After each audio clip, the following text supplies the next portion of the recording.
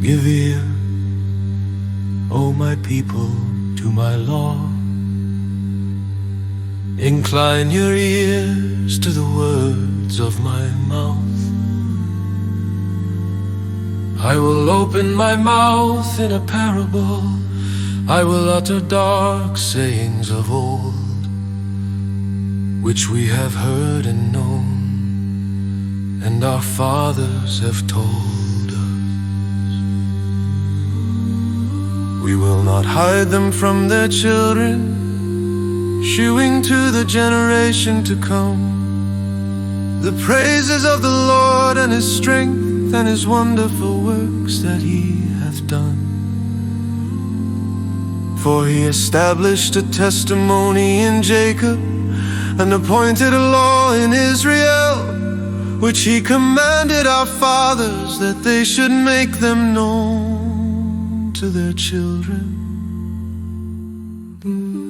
that the generation to come might know them, even the children which should be born, who should arise and declare them to their children, that they might set their hope in God and not forget the works of God, but keep His commandments, and might not be as their fathers, a stubborn and rebellious generation, a generation that set not their heart aright, and whose spirit was not steadfast with God.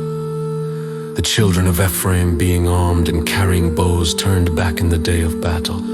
They kept not the covenant of God, and refused to walk in His law, and forgat His works and His wonders that He had shewed them. Marvelous things did He in the sight of their fathers in the land of Egypt, in the field of Zon.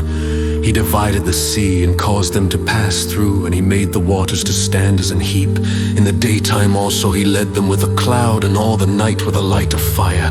He clave the rocks in the wilderness, and gave them drink as out of the great depths. He brought streams also out of the rock, and caused waters to run down like rivers. And they sinned yet more against Him, by provoking the Most High in the wilderness. And they tempted God in their heart, by asking meat for their lust. Yea, they spake against God. They said, Can God furnish a table in the wilderness? Behold, He smote the rock, that the waters gushed out and the streams overflowed. Can He give bread also? Can He provide flesh for His people? Therefore the Lord heard this and was wroth. So a fire was kindled against Jacob, and anger also came up against Israel, because they believed not in God and trusted not in His salvation. Though He had commanded the clouds from above, and opened the doors of heaven, and had rained down manna upon them to eat, and had given them of the corn of heaven. Man did eat angels' food. He sent them meat to the full. He caused an east wind to blow in the heaven, and by His power He brought in the south wind. He rained flesh also upon them as dust, and feathered fowls like as the sand of the sea. And He let it fall in the midst of their camp, round about their habitations. So they did eat, and were well filled, for He gave them their own desire. They were not estranged from their lust, but while their meat was yet in their mouths, the wrath of God came upon them, and slew the fattest of them, and smote down the chosen men of Israel. For all this they sinned still, and believed not for His wondrous works. Therefore their days did He consume in vanity, and their years in trouble. When He slew them, then they sought Him.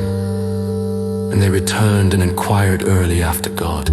And they remembered that God was their rock, and the high God their Redeemer. Nevertheless they did flatter Him with their mouth, and they lied unto Him with their tongues.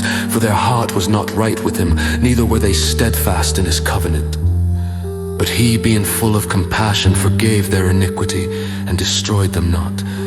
Yea, many a time turned He His anger away, and did not stir up all His wrath. For He remembered that they were but flesh, a wind that passeth away, and cometh not again. How oft did they provoke Him in the wilderness, and grieve Him in the desert? Yea, they turned back and tempted God, and limited the Holy One of Israel.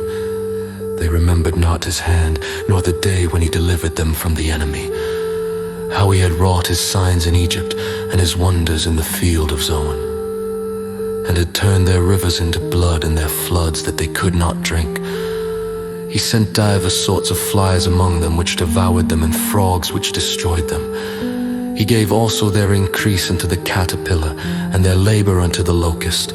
He destroyed their vines with hail and their sycamore trees with frost. He gave up their cattle also to the hail and their flocks to hot thunderbolts.